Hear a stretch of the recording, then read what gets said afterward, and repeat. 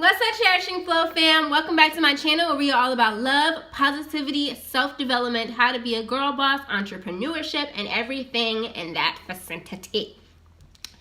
In today's video, we're going to talk about things that you should not do as an entrepreneur. As an entrepreneur, I have made a lot of mistakes, and I have tripped over and stumbled and fell on my face many times, and I'm still tripping over and falling on my face. But as I learn lessons, I want to share it with all of my fellow girl bosses out there who are trying to make something out of nothing on their own, who got businesses, who got things they're trying to do.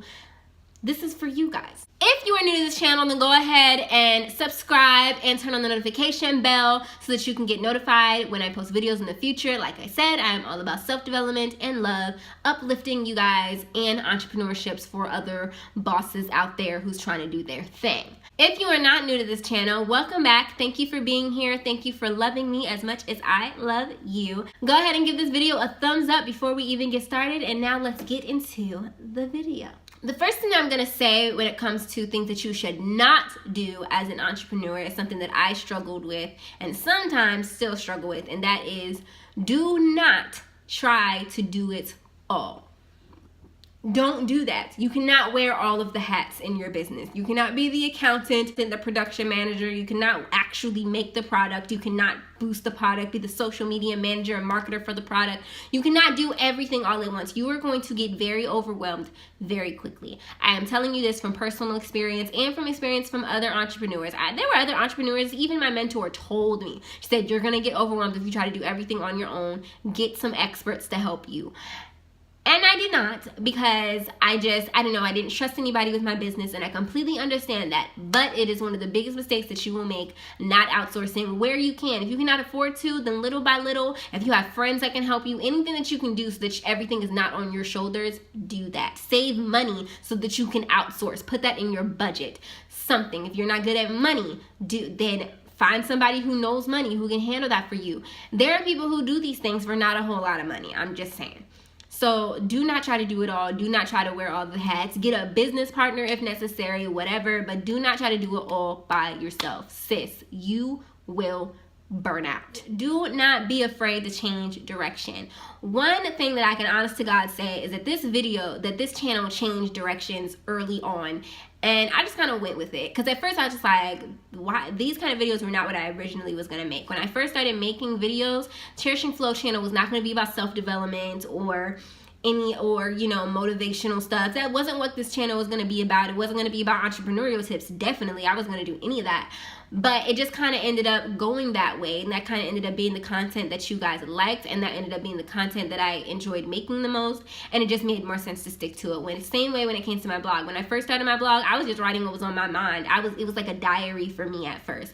But things changed, and I just kind of went with the change in direction. Sometimes you'll start your business thinking that this is going to be the way things are done, and that's going to be the way things are done, and sometimes things are going to step in front of you, and you're going to realize that that is not the way that things are going to be done, and that you're going to have to pivot. You're going to have to change the brand a little bit. You're going to have to revise your business plan. Do not be afraid to change your direction of your business, even if it's a complete 360. Don't be afraid of that. Go with what your spirit and what your intuition is telling you, because a lot of the time your business intuition, when it comes to what kind of vision you have for your business, if that changes, it's usually the best thing. Do not keep people in your business who do not meet your standards. Oh my gosh, this is the danger of hiring friends and family, because this is your business. This is your baby. This is something that is coming out of your heart. This is your passion. You do not want anybody in here who does not care. Period. Like, if they do not meet your standards, if they are like half doing their job, if they're not meeting their deadlines, it's okay. They're human to make mistakes. But if you can see that they don't care, if they're not interested in being here where you are, being as dedicated as you are, then don't have them there. If it's not a positive, if it is not a positive impact on your business, it's got to go. Period. If it does not reach your standard, do not be afraid to let people go. That's clients or business. That is clients or employees. Period. Do not be afraid to let people go. It can be hard. It can be difficult. It can be awkward, but it got to be done, because your business got to come before people's hurt feelings. Do not be that person that doesn't take criticism. Take criticism. If somebody's saying, oh, this would be a whole lot better if this happened, or if you have somebody, especially people that if you have people that are genuinely wanting to see you succeed and they're telling you that you're doing something wrong or that there's a better way to do this, listen to them. You don't know everything. You're not always right. You're new to this, my guy. So listen to outside sources. Which brings me to my next one, which is do not take everyone's advice. One of my favorite quotes in the entire world is, do not take the advice of someone who isn't where you want to be. If somebody is giving you advice and they're not a business person at all, their heart may be in the right place, but their mind, knowledge, and education is not. Therefore, they are not equipped or in the position to give you advice. Take advice from people who are qualified to give the advice. Your mentors, people who have been where you've been, people who have gone through it already and know the mistakes that they made and are here to share it with you. That's the kind of advice that you need to take. Don't just take advice from your auntie just because she loves you, and so because she loves you, her advice has to be correct. No, I'm sorry, but that's wrong. Her advice does not have to be correct. Her advice can very well be very, very incorrect. She does, especially if she doesn't know anything about your business. If you make wigs and she don't even wear wigs, like, she don't know nothing about this. So thank you, auntie, but if her advice don't match up to what you believe in or to what other business people in this business are saying and what they've done, then her advice is null and void, and you just have to say thank you and keep it moving. I'm not saying don't tell people off or be like, no, F you ain't your advice. I'm not saying that. What I'm saying is, though, take it into consideration and make sure that you know how to weed out what's relevant, what is helpful, and what actually needs to be implemented into your business. Do not procrastinate. I'm very guilty of this. As I say it, I know that I'm very guilty of this. But when you procrastinate, you put your business's success on pause. While you're putting that next step on pause, you're putting your business's success on pause also. You're pushing the success of your business that much further away. You have no idea when this thing is really going to take off soaring into the sky.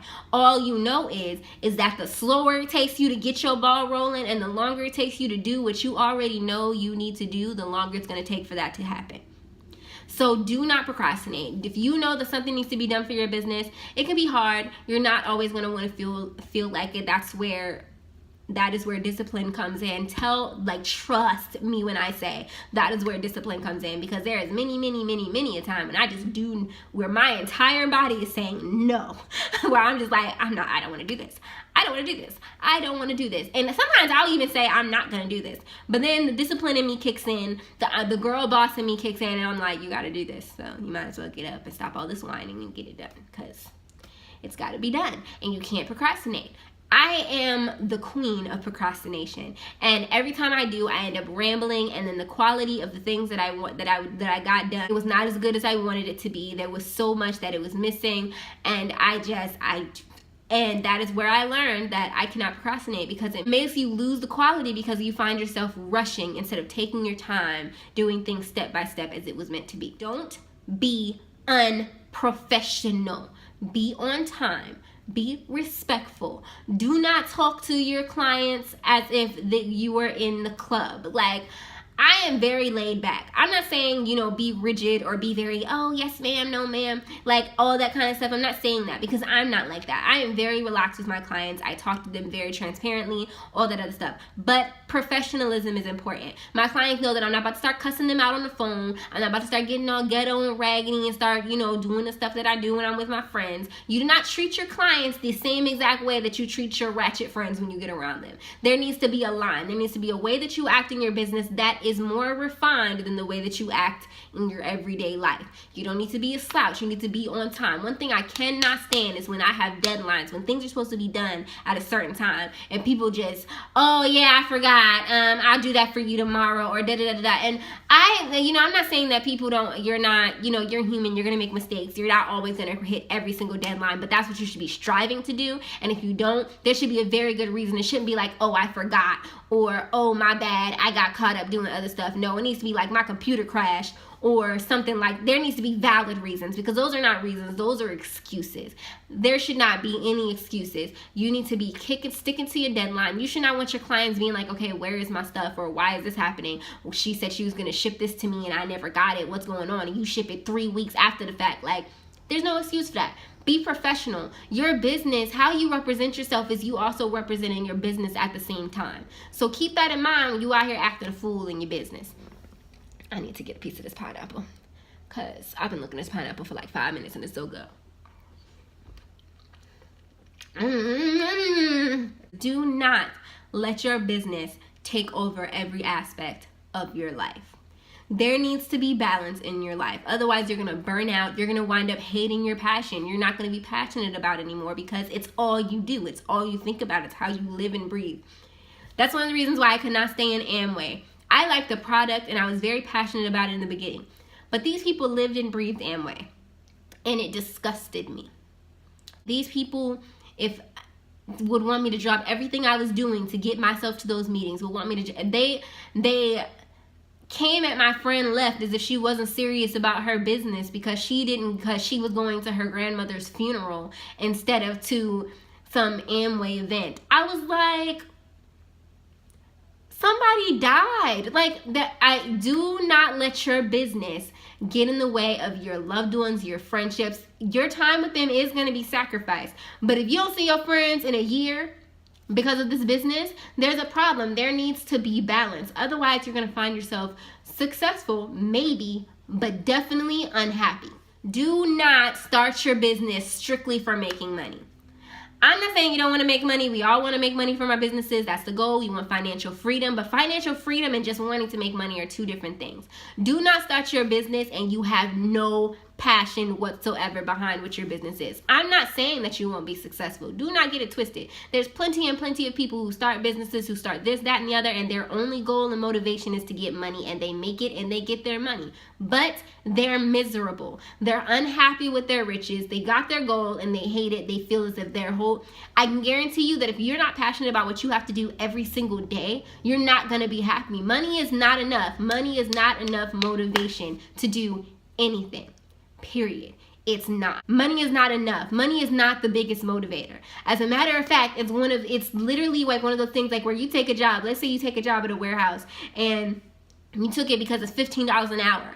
But after like 3 weeks, you hate it and you want to quit. You don't give a crap about that $15 an hour. You're not walking into work happy anymore because you know you're making $15 an hour. You're walking into work miserable as crap, knowing that you have to stay there because of that $15 an hour. But you're still miserable. You're not motivated. You're not happy. You're not excited to do great work. You're just there because you have to be, because you have to make the money now. That's a whole nother thing than doing something that you love, making $100 an hour, and you're hype about it. Not just because you're making $100 an hour. That's great. That's wonderful. That's fantastic. But because you're doing something that you love to do, that you probably would have done for $7, and that you probably would have done for minimum wage because you love to do it that much.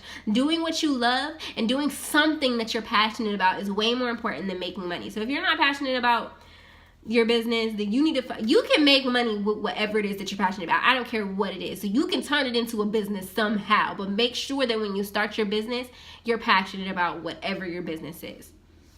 Cool? Cool. Thank you so much for watching this video. If you enjoyed this video, give it a thumbs up, comment down below, and subscribe if you haven't already, and turn on your notification bell. Thank you guys so much for watching. I hope that you enjoyed, and I will see you guys in the next video.